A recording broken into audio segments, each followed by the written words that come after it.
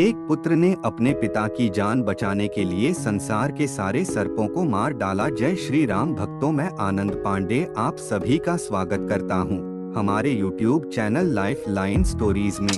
भक्तजनों, आज मैं आपको एक ऐसे पितृ भक्त की कथा सुनाने जा रहा हूं, जिसने पिता को सर्पदंश से मृत्यु का श्राप मिलने पर संसार के सारे सर्पों को मार डाला। भक्तजनों, यह कथा उस समय की है जब द्वापर युग खत्म हो गया और कलयुग का प्रारंभ हुआ था। उस समय राजा परीक्षित, जो पृथ्वी पर राज कर रहे होते हैं, वह कलयुग के प्रभाव में आकर एक तपस्वी ऋषि का अपमान कर देते हैं। तब आश्रम में खेल रहे ऋषि मुनियों के बच्चे उन्हें देख लेते हैं और वह जाकर उनके पुत्र श्रृंगी ऋषि से यह सारा वृत्तांत सुना देते हैं। तब ऋषि पुत्र श्रृंगी ऋषि क्रोधित हो उन्हें सर्पदंश से मृत्यु का श्राप दे देते हैं। बहुत सावधानियां रखने के बावजूद ऋषि वाणी अनुसार एक दिन फूलों की टोकरी में कीड़े के रूप में छुपे तक्षक नाग के काटने से परीक्षित की मृत्यु हो जाती है। तब राजा परीक्षित के पुत्र जन्मेजय, जो कि पांडव वंश के आखिरी राजा थे और महाराज परीक्षित के पुत्र थे, उनको जब पता चलता है